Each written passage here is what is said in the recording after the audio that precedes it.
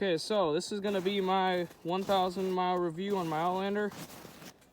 Just hit 1,000 miles just maybe a couple days ago, so thought I'd make this video just to show you that I do have 1,000 miles. 1,037, so it has gone up since the last time I took a picture at exactly 1,000 miles. I'll put that up here. So this four-wheeler has been really good to me. Pretty much have had no issues whatsoever through all the abuse. A couple of things I did was tires and rims off a 1000 Outlander 1000 XT, tying it forward, straps, mud strap, and all those goodies. QSC RevX primary for the STM secondary. Just some custom motoquad stuff. I'll show you what's under here quick. This cool little piece from Custom Motoquad's hiding under there, but yeah, that's a really good piece. Helps keep water out of there.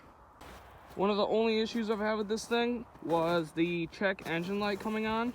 It came on and like the gear where it shows you high, low, park, right here, that would have a blank and then it would flash check engine. The check engine light would come on.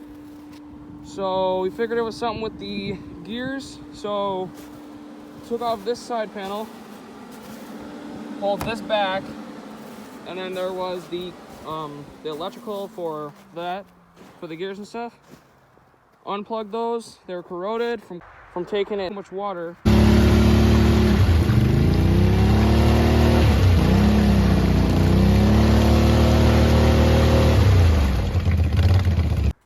So we brushed those off, put some dielectric grease on there, and it is good to go now. We did have the maintenance required on the dash. We came up at maybe about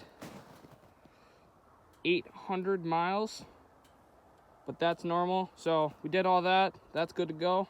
I definitely recommend this QSC primary and STM secondary.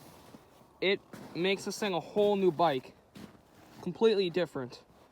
Those stock Can-Am clutches are garbage, so once you get the money, upgrade to a QSC primary and a STM secondary. These Terra Crosses are also a very good tire. Good tread, good, they do pretty well in the mud for not being a mud tire.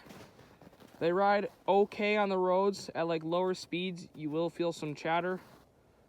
But they do good on the trails too. They hook really good.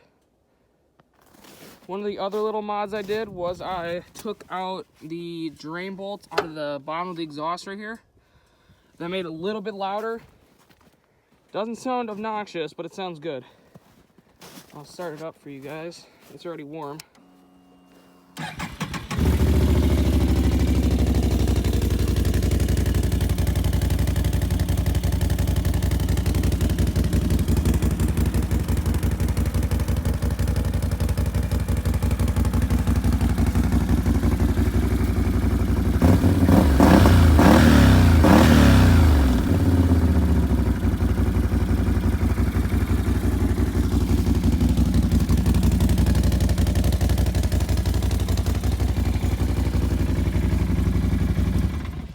So yeah, that sounds pretty good.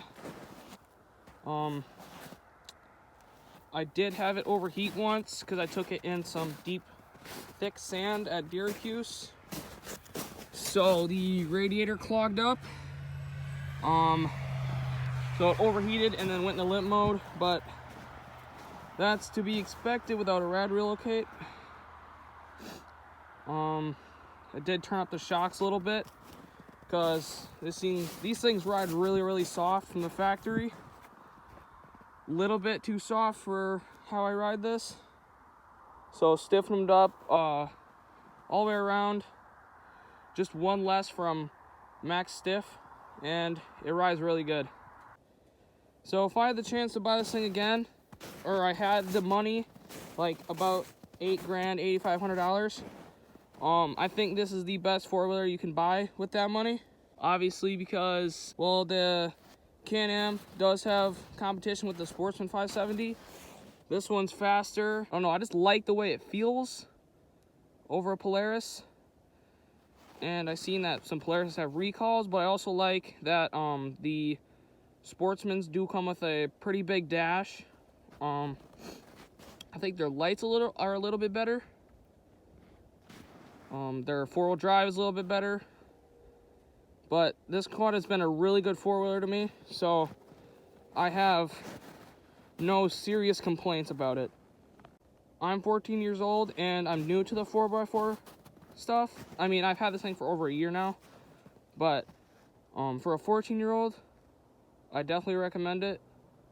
It's a good starter quad. I mean, you can definitely build these things, but yeah, 14, 13, like anything. These things are really tame. You can always do other mods to them to make them faster. I think some of the next things for it are some different tires and rims, arched A-arms,